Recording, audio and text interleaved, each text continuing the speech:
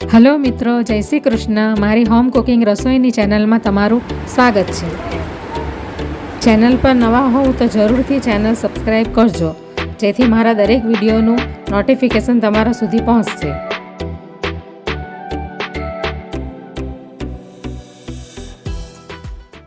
તો વરસાદની સિઝનમાં ખાવા માટે આપણે આજે મકાઈના ભજીયાની રેસીપી શેર કરીશું. Sweet corn pakoda. તો એને આપણે 2 ટુકડા કરી ને આપણે એને આવી રીતે એના દાણા અલગ કરી લેશું.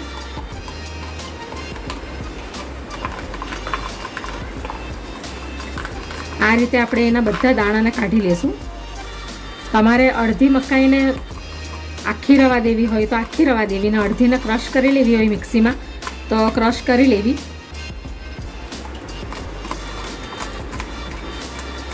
તો આ રીતે આપણે બધી મકાઈને કાપી લેશું આવી રીતે, આ રીતે.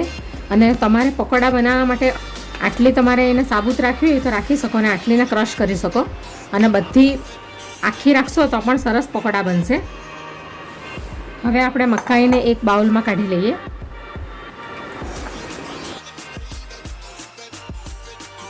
હવે આપણે એની અંદર લોટ અને મસાલા નાખી દઈશું અને ભજીયાનું બેટર તૈયાર કરી લઈશું. હવે આપણે મકાઈના પકોડા ક્રિસ્પી બને એટલા માટે આપણે 1 વાટકી જેટલો ચોખાનો લોટ નાખીશું અને 1 વાટકી જેટલો ચણાનો લોટ નાખીશું. હવે આપણે એની અંદર પાવડર ફોર્મમાં મસાલા નાખી દઈશું. 1 ચમચી કાશ્મીરી લાલ મરચું લીધું છે અને 2-3 ચપટી જેટલી હિંગ લીધી છે, અને હળદર છે અડધી ચમચી, અને અડધી ચમચી ગરમ મસાલો છે, અને 1 ચમચી ધાણા જીરું પાવડર છે, અને સ્વાદ અનુસાર મીઠું લીધું છે, અને આ ચાટ મસાલો લીધો છે 1/2 થી 1 ચમચી જેટલો આપણે અંદર નાખી દઈશું. હવે આપણે એની અંદર આદુ, મરચાં અને લસણની કતરણ નાખીશું. તમે ક્રશ કરીને પણ નાખી શકો અને કટ કરીને પણ નાખી શકો. હવે આપણે એની અંદર એક મીડિયમ સાઇઝનો કાંદો નાનો નાનો ઝીણો કટ કરીને નાખી દઈશું. 1 મુઠ્ઠી જેટલા લીલા ધાણા લઈ લીધા છે, એ નાખી દઈશું અંદર. હવે આપણે મિક્સ કરી લઈશું.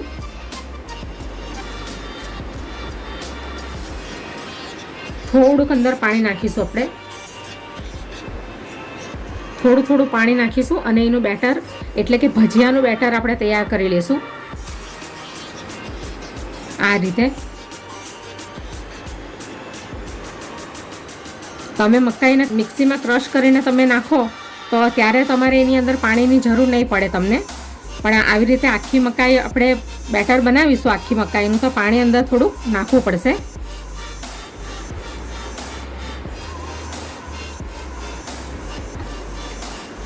બસ બહુ પાણી નથી નાખવાનું અંદર, આપણને જેટલું જરૂર પડે એટલું જ નાખવાનું છે.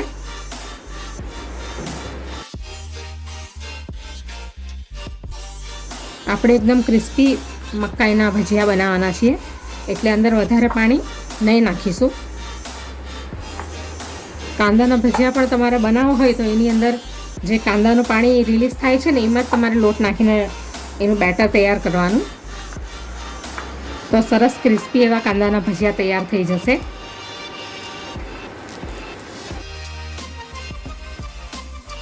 તો હવે મકાઈના ભજીયા બનાવવાનું બેટર રેડી થઈ ગયું છે. તો હવે આપણે એની અંદર 2 ચપટી જેટલો ખાવાનો સોડા નાખીશું. એની ઉપર અડધું લીંબુ આપણે આવી રીતે નીચોવી લઈશું, એટલે ભજીયાનો ટેસ્ટ એકદમ મસ્ત ખાટો અને મીઠો આવશે. હવે આપણે મિક્સ કરી લઈશું.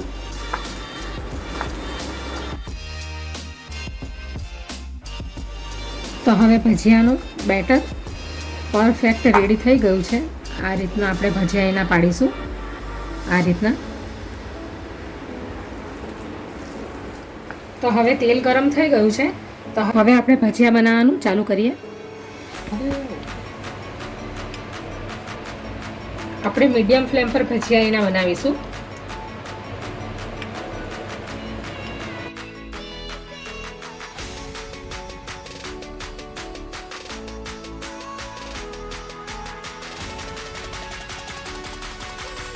આવી રીતે આપણે બધા ભજીયાને ફ્રાય કરવા માટે બેટરમાં નાખી દઈશું અને મીડિયમ ફ્લેમ પર આપણે ભજીયાને ફ્રાય કરીશું. આપણે એને હલકા હાથેથી આવી રીતે એની સાઈડ ચેન્જ કરી લઈશું એટલે બંને બાજુથી બરાબર ફ્રાય થઈ જાય આ રીતે.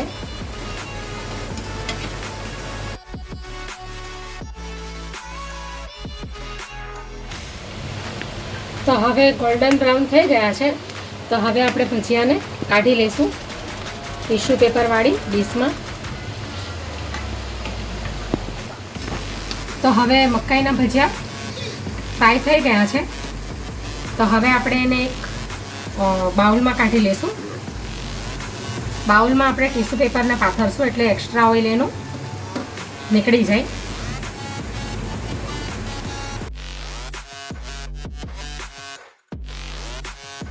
આવી રીતે આપણે બરાબર તેલને નિતારી લેશું પહેલા.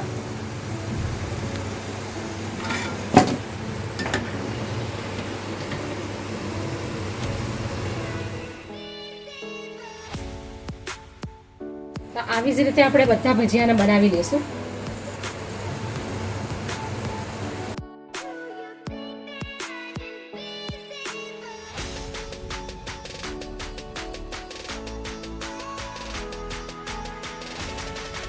તો હવે સ્વીટ કોર્ન પકોડા તૈયાર થઈ ગયા છે.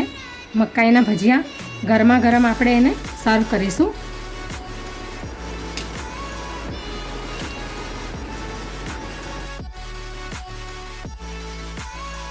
મોન્સૂનમાં આપણે કાંદાના ભજીયા તો બનાવતા જ હોઈએ છીએ પણ મકાઈના ભજીયા પણ ખાવાની ખૂબ મજા પડે છે ગરમા ગરમ ક્રિસ્પી અને ક્રન્ચી. તો તૈયાર છે મકાઈના ભજીયા.